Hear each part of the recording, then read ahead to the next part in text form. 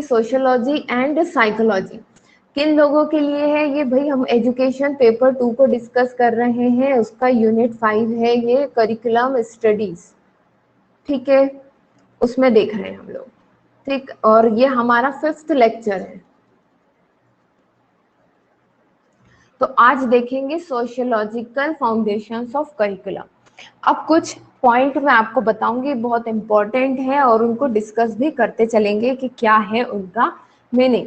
तो सबसे पहली चीज आती है, नेक्स्ट पेज पर लेते हैं हम लोग इसको। First, curriculum should be sociologically relevant या सोशली रिलेवेंट, ठीक है। इसका क्या मीनिंग हुआ?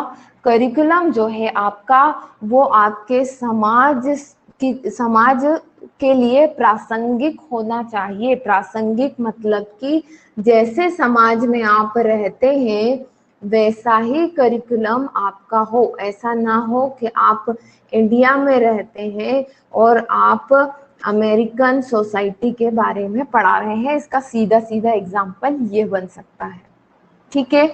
तो आप जिस सोसाइटी में रह रहे हैं, जिन सोसाइटी के बच्चों को आपको पढ़ाना है, जो उनका कल्चर है, वैसा ही उनका करिकुलम डिजाइंड होना चाहिए, पहली चीज। तो curriculum should be socially relevant, पहली लाइन, ठीक है। इसीलिए रिलेवेंट हो, इसीलिए क्या बोलेंगे हम? Study of sociological factors are imperative। Imperative मतलब कि इसीलिए कि आपका जो करिकुलम है वो सोशियोलॉजिकली रिलेवेंट हो, प्रासंगिक हो, इसीलिए जरूरी है। इम्पेरेटिव मतलब कि अनिवार्य होना, जरूरी होना। अनिवार्य है कि आप जो सोशियोलॉजिकल फैक्टर्स हैं, आपकी सोसाइटी के क्या क्या फैक्टर्स हैं, उनको ध्यान में रखते हुए आप करिकुलम की डिजाइनिंग करें, ठीक है। इतना क्लियर है?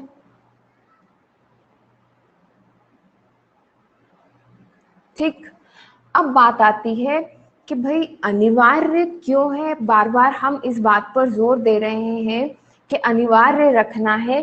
क्यों रखना है आपको? क्योंकि आपका जो करिकुलम ही है वो आपके लर्नर को तैयार करता है सोसाइटी में रहने के लिए, लर्नर को प्रिपेयर करता है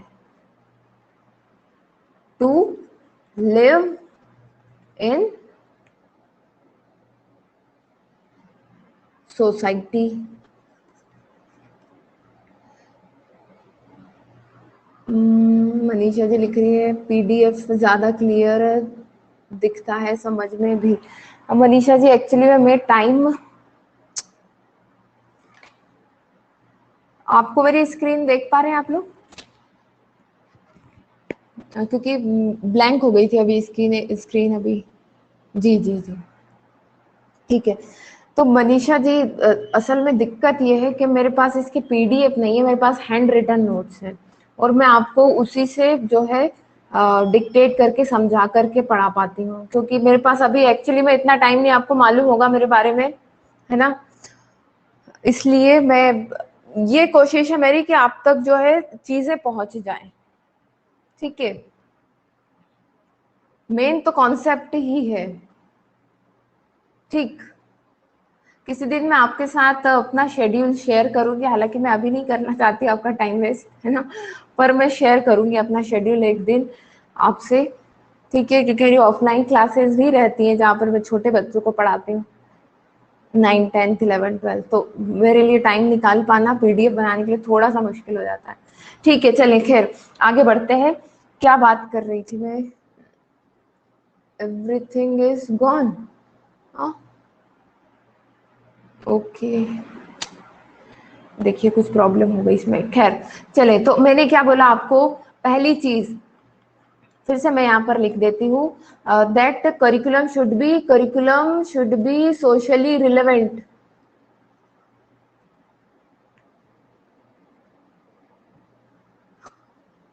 नहीं मनीषा जी, मैं अपने नोट्स नहीं शेयर कर सकती आपसे, है ना।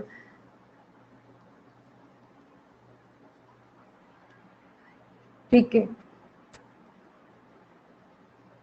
Yes, curriculum prepare learner to live in society. ठीक है, यस यस, यहाँ पर थे हम। ठीक, तो करिकुलम जो है जी, याद आ गया, करिकुलम जो है लर्नर को प्रिपेयर करता है टू लिव इन सोसाइटी। तो इस लर्नर को हर वो चीजें समझानी है जो इसे सोसाइटी में रहने लायक बनाए, और इस सोसाइटी में जो कुछ होता है वही हमें इस करिकुलम में डालना है, तभी ये प्रोसेस पूरी हो पाएगी।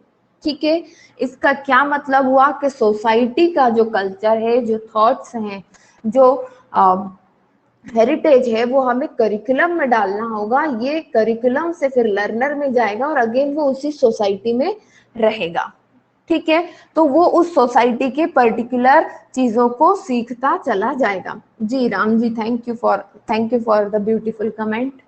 ठीक है, अब यहाँ पर ये बात आती है, मतलब कि करिकुलम हमें क्या देता है, क्लूज देता है, नीड बताता है किसी सोसाइटी की, है ना, और उस सोसाइटी के कैरेक्टरिस्टिक बताता है।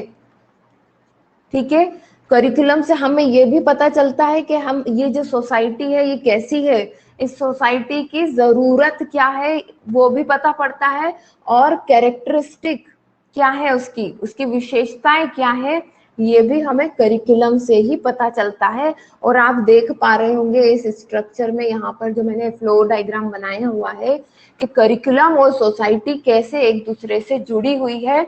और इसीलिए आप यहाँ पर ये बात भी जाने कि करिकुलम जो है, करिकुलम को कभी भी सिर्फ करिकुलम की बात नहीं की जाती है, करिकुलम डेवलपमेंट की बात की जाती है।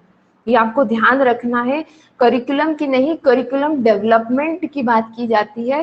क्यों? क्योंकि सोसाइटी बहुत फास्टली, स्विफ्टली चेंज हो रही है, इसलिए उसकी जो रिक्वायरमेंट्स हैं, उसकी जो नीड्स हैं, उसको फुलफिल करने के लिए हमें तुरंत करिकुलम में भी चेंज करना होता है। आप इस बात को समझिए कि आज 10th क्लास में जिस बच्चे को पढ़ाया जा रहा है, आज से 10 साल बाद जो है हम सोचते हैं कि वो इस सोसाइटी को सर्व करेगा, कोई एक अच्छा इंसान बन करके आएगा, एक अच्छी जॉब होगी उसके पास जिससे वो सोसाइटी की मदद करेगा। मतलब कि आपको आज ऐसी पढ़ाई करवानी है जो आज से 10 साल बाद भी काम की हो। तो आपको अपना विजन इतना क्लियर रखना है, करिकुलम इतना स्ट्रॉन्ग बनाना है कि वो 10, 20, 30 साल बाद भी वो करिकुलम काम कर सके। समझ पा रहे होंगे आप लोग मेरी बात को। ठीक है, ठीक, चलिए तो आगे बढ़ते हैं नेक्स्ट पेज पर। जी ठीक है, अब जब हम क्या बोल रही थी मैं, हाँ, अब जब हम बात कर रहे हैं सोशियोलॉजिकल फाउंडेशंस की, तब पहली चीज आपको क्या ध्यान रखनी है करिकुलम डेवलपमेंट में, या करिकुलम के सोशियोलॉजिकल फाउंडेशंस जो है उनमें पहली चीज आपको क्या ध्यान रखनी है? पहली चीज है आपकी society, education and curriculum. Society, education, schooling and curriculum, sorry, schooling and curriculum. तो सोसाइटी के क्या पार्ट हो जाते हैं? सोसाइटी, एजुकेशन और स्कूलिंग। करिकुलम की डिजाइनिंग के समय पर, करिकुलम फॉर्मेशन के समय पर सोसाइटी, एजुकेशन और स्कूलिंग का बहुत ज्यादा इंपॉर्टेंस है। इन तीनों फैक्टर्स को आपको ध्यान में रखना है, क्योंकि सोसाइटी जो है सोसाइटी कल्चर को मेंटेन करती है और उसको ट्रांसमिट करती है ना। सोसाइटी क्या करती है, सोसाइटी किसी ना किसी सोसाइटी का कुछ कल्चर होगा, सोसाइटी कल्चर को क्या करती है, मेंटेन करती है और क्या करती है, ट्रांसमिट करती है। हमें हमारे माता पिता ने सिखाया है ना, हमारा कल्चर क्या है उसे हम मेंटेन करते हैं आज, और फिर हम अपने बच्चों में डालते हैं उसको। तो मेंटेन भी किया हमने, ट्रांसमिट भी किया to the next generation, to the next generation, ठीक है, टू द नेक्स्ट जनरेशन। और सब कुछ क्या आपके या मेरे पेरेंट्स ने ही सिखाया है मुझे? नहीं, हमने एजुकेशन सिस्टम से भी बहुत कुछ सीखा है, ठीक है। तो सोसाइटी का जो कल्चर है वो मेंटेन और ट्रांसमिट होता है to the next generation by the education system, ठीक है। नाउ अब जब ये बात हो जाती है तो दूसरी तरफ आपको ये भी देखना है कि foundation, sociological foundations of curriculum का जो दूसरा पार्ट है वो है सोशल चेंज एंड करिकुलम। क्या है? सोशल चेंज एंड करिकुलम, ठीक है। अब ये सोशल चेंज और करिकुलम क्या है, जैसा कि अभी मैंने आपको बताया कि सोसाइटी जो है हमारी changing very fastly, society changing very fastly, ठीक है। अब अगर सोसाइटी चेंज हो रही है तो उसकी स्पीड को मेंटेन करने के लिए, उसके साथ ताल से ताल मिलाने के लिए क्या जरूरी है कि हम अपने करिकुलम में एडजस्टमेंट करें। It is necessary to maintain adjustment in our curriculum, ठीक है। अब इसके लिए किस किस तरीके का एडजस्टमेंट करें, तो अब आप ये देखिए कि कौन कौन से चेंजेस हो रहे हैं सोसाइटी में। तो सबसे पहला चेंजेस तो अभी हम एज एग्जाम्पल 16 लोग एक दूसरे से जुड़े हुए हैं,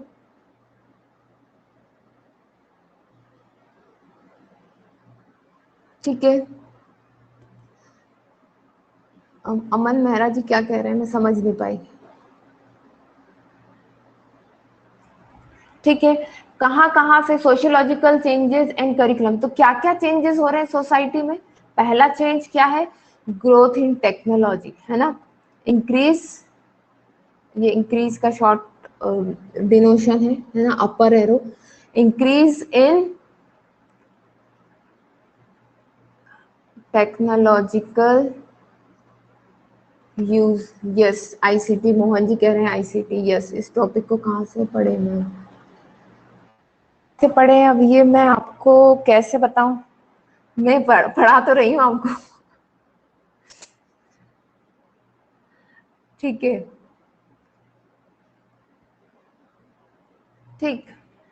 इन टेक्नोलॉजिकल यूज, थ्योरी आप बुक्स में देखिए, आप आपकी जो लाइब्रेरी वगैरह होगी कॉलेज स्कूल कॉलेज की, वहां पर आपको करिकुलम के ऊपर कुछ बुक्स मिलेंगे, सब बुक्स से बनाए हुए नोट्स हैं, ठीक। चलिए, तो ये जो सोशियोलॉजिकल चेंजेस है इसमें सबसे पहला चेंज हमें कहाँ देखने को मिल रहा है, इंक्रीज यूज ऑफ टेक्नोलॉजी, ठीक है। इंक्रीज्ड यूज ऑफ टेक्नोलॉजी मतलब क्या हुआ कि आप और हम जुड़े हुए हैं आज इस ऐप के थ्रू, हम ऑनलाइन पढ़ाई कर रहे हैं, तो आपको आपके करिकुलम में भी ऐसे चेंजेस लाने हैं कि बच्चा जो है इस तरह के करिकुलम में एडजस्ट हो पाए, धीरे धीरे उसे ऐसा नॉलेज देना है। आप लोग देखते होंगे आजकल फर्स्ट क्लास से कंप्यूटर के बारे में पढ़ाया जाने लगा है, क्यों पढ़ाया जाने लगा, it is the adjustment of curriculum. तभी तो जो है बच्चा जान पाएगा कि कंप्यूटर क्या है, उसके अंदर क्या क्या कर सकते हैं। अब देखिए, जो लोग बच्चे पहले से पढ़ते आ रहे थे, कंप्यूटर का यूज करना जानते थे, उनके लिए आज बहुत आसान है कंप्यूटर पर पढ़ाई करना। पर जो बच्चे बिल्कुल भी अनभिज्ञ थे इस चीज से, उन्हें बड़ी दिक्कत हो रही है आज की तारीख में। ठीक है, तो टेक्नोलॉजी का यूज हो रहा है तो उसके लिए आपको करिकुलम में एडजस्टमेंट करने हैं। फिर नेक्स्ट चीज आती है सोसाइटी चेंज में। दूसरी चीज क्या आ जाएगी आपकी, चेंजिंग स्ट्रक्चर ऑफ फैमिली। बहुत इंपॉर्टेंट है, changing structure of family. Changing structure of family का क्या मतलब है, देखिए आज की तारीख में क्या हो रहा है, कोई भी जो फैमिली है वो जॉइंट फैमिली नहीं रही, सब तो न्यूक्लियर फैमिली है ना, मतलब मम्मी पापा बच्चे रह गए। ठीक, उसके बाद भी सिचुएशंस के कारण कई बार सिंगल पेरेंट होते हैं। ठीक है, अब स्ट्रक्चर ऑफ फैमिली में और क्या चेंज आ रहा है, आजकल मम्मी पापा दोनों वर्किंग है ना, मदर भी वर्किंग है, फादर भी वर्किंग है, तो फैमिली के ऊपर एक बहुत बड़ा इफेक्ट इससे पड़ रहा है। ठीक है, तो बच्चे के दिमाग में आपको ये चीज डालनी है कि भाई यहाँ से जो आप अब ये जो चीजें आप देख रहे हैं, मदर और फादर दोनों वर्क कर रहे हैं, तो इस तरीके की आपको वैल्यू डेवलप करनी है कि मदर फादर मतलब मेल फीमेल दोनों इक्वल हैं, हम लोगों के वर्क सिस्टम सबके एक हैं। ठीक है, ठीक, thank you Ananya ji, thank you very much ji. ठीक, तो आपको वैल्यू सिस्टम डेवलप करना है। इसके लिए क्या होता है, इसके लिए मैं आपको एग्जांपल देती हूँ। आजकल आप बच्चों की बुक्स उठा करके देखिए, आपको वहां पर दिखेगा, ऐसी बच्चों को स्टोरीज बताई जाती हैं कि पापा घर में हाथ बटा रहे हैं, कुछ घर का काम कर रहे हैं, मम्मी ऑफिस के कुछ काम से गई है, फिर दूसरे पैराग्राफ में पापा आज ऑफिस से आ रहे थे तो मम्मी को पिकअप करते हुए आए।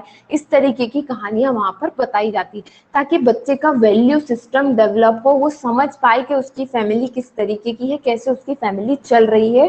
ठीक है, ये सारे वैल्यू सिस्टम वहां पर उसको डेवलप कराया जाता है। ठीक, फिर थर्ड पॉइंट आता है इसमें, थर्ड पॉइंट आता है curriculum diversity. Curriculum diversity, curriculum diversity क्या है, ji ji ji Nitya ji, thank you very much. Curriculum diversity क्या है, इसको भी एक सीधे से एग्जांपल से समझिए आप। अब वही छोटे बच्चों की किताब पर चलते हैं, है ना, वहां पर क्या होता है, जब भी वहां त्योहार के बारे में पढ़ाया जाता है तो वहां पर हर धर्म के त्योहार के बारे में पढ़ाया जाता है। ठीक है, हिंदू मुस्लिम सिख ईसाई सभी के बारे में पढ़ाया जाता है। कोई स्टोरी होगी अगर फ्रेंड्स की वहां पर दी जाती है, तो उसमें एक मुस्लिम होगा, एक सिख होगा, एक हिंदू होगा, इस तरीके के मिक्स्ड कंटेंट वहां पर दिया जाता है। मतलब हर एक चीज को, जितनी डाइवर्सिटी इंडिया में है वो सब कवर करने की कोशिश की जाती है। वहां पर गांव की भी बात होगी, विलेज एरिया की भी वो बात करेंगे, वो वहां पर सिटी की भी बात करेंगे। ठीक है, क्योंकि आपकी क्लास में जो बच्चा बैठा हो सकता है वो विलेज से आया हो, या आपकी क्लास में जो बैठा हो वो सिटी से भी बिलोंग करता हो, ट्रांसफर भी तो होते हैं। ठीक है ना, तो मतलब क्या हुआ, करिकुलम चेंज, क्योंकि शिफ्टिंग बहुत ज्यादा है, लोग काम के लिए एक जगह से दूसरी जगह जा रहे हैं, कल्चर बहुत ज्यादा मिक्स हो रहा है, इसलिए करिकुलम की डाइवर्सिटी, थर्ड पॉइंट जैसे मैंने आपको बोला, करिकुलम की जो है डाइवर्सिटी होना बहुत ज्यादा जरूरी है। तभी जो है बच्चा इस सोसाइटी में, इस चेंजिंग सोसाइटी में रहने लायक होगा। ठीक है, ठीक, अब फोर्थ पॉइंट आता है, यहां तक में कोई दिक्कत, ये जो मैंने पॉइंट बताए हैं आपको अभी तक, ये हम डिस्कस कर रहे हैं, ये सेकेंड पॉइंट का भी थर्ड पॉइंट है, जब हम सोशियोलॉजिकल फैक्टर्स पढ़ रहे हैं जो करिकुलम डेवलपमेंट के समय ध्यान रखे जाते हैं, या करिकुलम के बनाने के समय पर ध्यान रखे जाते हैं। ठीक है, अगर किसी को कोई दिक्कत हो।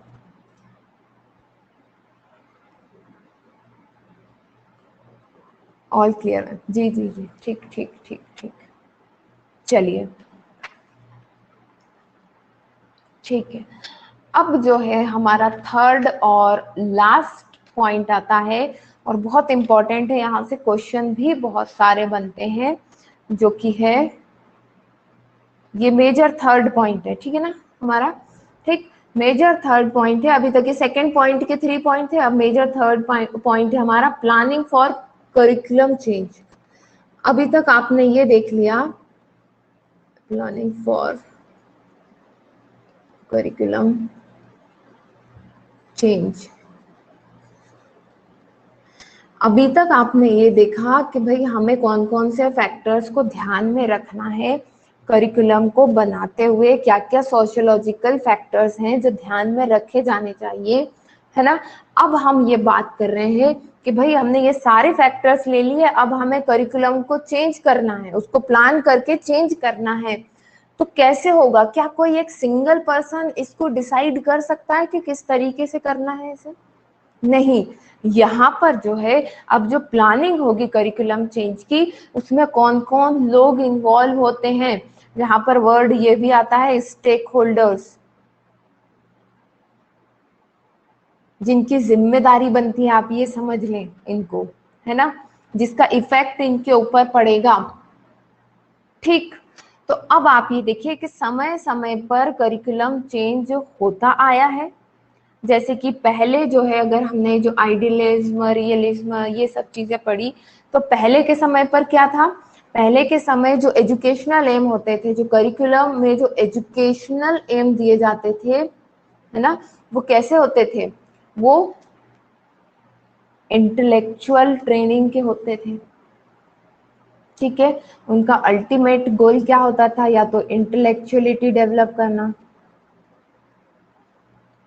या फिर स्पिरिचुअलिटी डेवलप करना। अब धीरे धीरे ये किसकी तरफ बढ़ गए हैं? ये अब जो एजुकेशनल एम्स हैं, है ना, अब जो एजुकेशनल एम्स हैं वो कैसे हैं?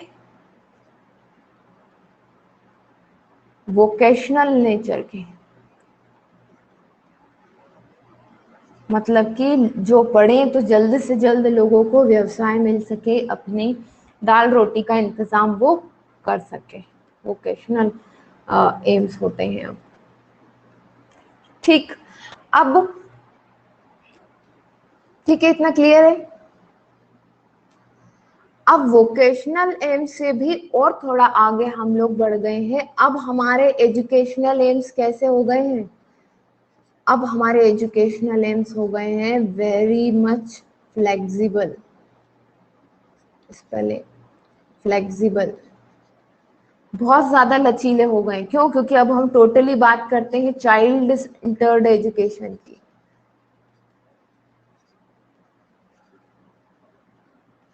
ठीक है। किसकी बात करते हैं? चाइल्ड सेंटर्ड एजुकेशन की, ठीक। तो जैसी सोसाइटी, जैसी उसकी नीड, अकॉर्डिंग टू टाइम हम जल्दी जल्दी चेंज करेंगे, ठीक है। अब आपको याद रखना है कि जब भी प्लानिंग होगी करिकुलम चेंज की, तो आपको ये जो है 8 नाम पता होने चाहिए। बहुत इंपॉर्टेंट पार्ट है ये आज के लेक्चर का, ठीक है। करिकुलम जो चेंज होगा उसके रिप्रेजेंटेटिव कौन होंगे, इसमें से बहुत ज्यादा क्वेश्चन आते हैं। करिकुलम चेंज के जो रिप्रेजेंटेटिव,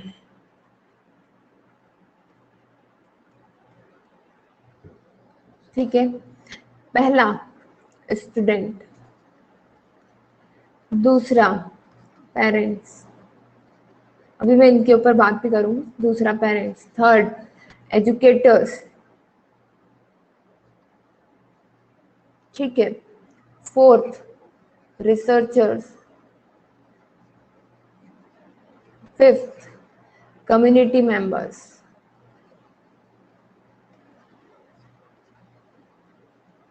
ठीक, एंड सिक्स्थ बिजनेस कम्युनिटीज,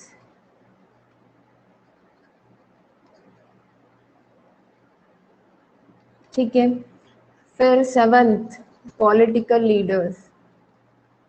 इस बात से तो आप बहुत अच्छे से वाकिफ होंगे कि पॉलिटिक्स जो है किसी भी स्टेट या किसी भी कंट्री के एजुकेशन को बहुत ज़्यादा अफेक्ट करती है ना। आपने देखा ऐसा कि सरकारें बदली और करिकुलम भी बदल गए, चैप्टर बदल गए, देखा है आपने? कभी ऐसा ऑब्जर्व किया है? ठीक है। And eighth is the very much important, और ये टर्म पूछी भी जाती है एग्जाम में कई बार, प्रेशर ग्रुप। तो करिकुलम चेंज जब भी होगा तो एक आप समझ रहे हैं कि जैसे मीटिंग होगी, इन सब लोगों से बात की जाती है, क्या इनके विचार है, क्या चेंज करना चाहिए, क्या नहीं करना चाहिए। तो बच्चों से भी पूछा जाएगा, उनके पेरेंट्स से भी पूछा जाएगा, एजुकेटर्स जैसे हम जैसे लोग, ठीक है, जो इंडस्ट्री में काम करते हैं, रिसर्चर्स से भी पूछा जाएगा, कम्युनिटी मेंबर जो समाज के जो लोग हैं, उन जो बड़े ऊंचे दर्जे के लोग होते हैं, पुराने लोग होते हैं, उनसे भी बात की जाएगी, जो बिजनेस में है, जो एजुकेशन के बिजनेस में है, उनसे भी बात की जाएगी, पॉलिटिकल लीडर्स से भी बात होगी। And pressure group, what is pressure group? आप में से कोई जानता है प्रेशर ग्रुप क्या होता है?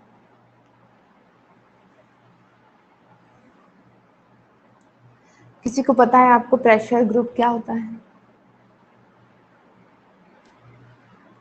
बीएड में पढ़ा होगा आपने, हाँ, दबाव समूह। जी जी, हाँ, दबाव समूह क्या क्या होता है? दबाव समूह कोई अगर बता पाए जल्दी से।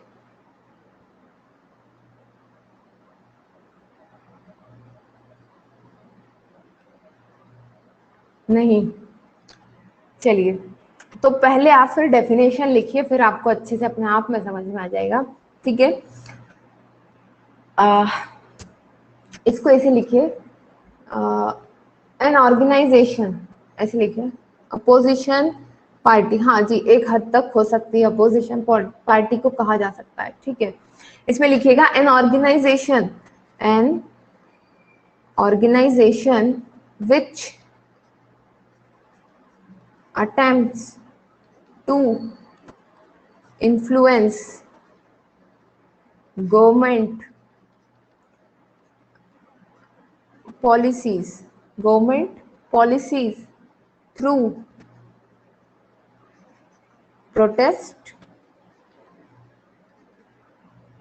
through protest and demonstration।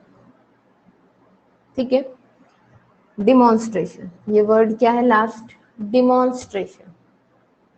ठीक है, प्रेशर ग्रुप वो ग्रुप है या ऐसी ऑर्गेनाइजेशन को आप कह सकते हैं जो क्या करती है, गवर्नमेंट की जो पॉलिसीज हैं, जो उनको लगता है कि गलत है, इनमें कुछ बदलाव होने चाहिए, उनके लिए क्या करती है, प्रोटेस्ट और डिमॉन्स्ट्रेशन, मतलब कि विरोध करती है, प्रदर्शन करती है, उसे कहा जाता है प्रेशर ग्रुप।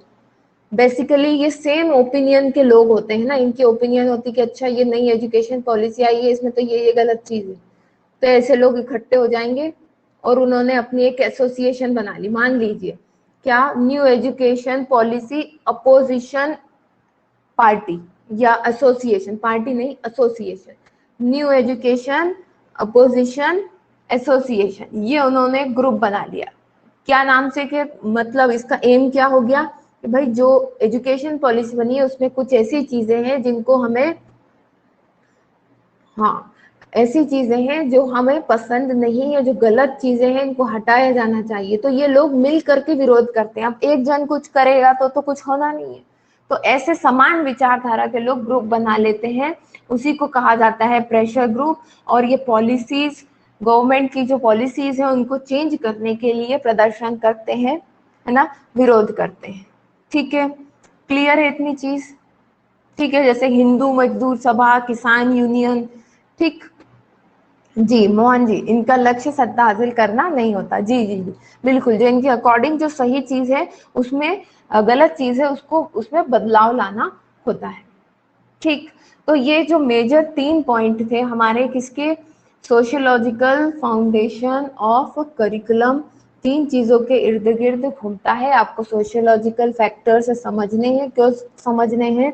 क्योंकि ये आपकी सोसाइटी के लिए जरूरी है। इसी के अकॉर्डिंग आपका करिकुलम बनेगा, और करिकुलम जो है फिर अगेन आपकी सोसाइटी को चेंज करेगा।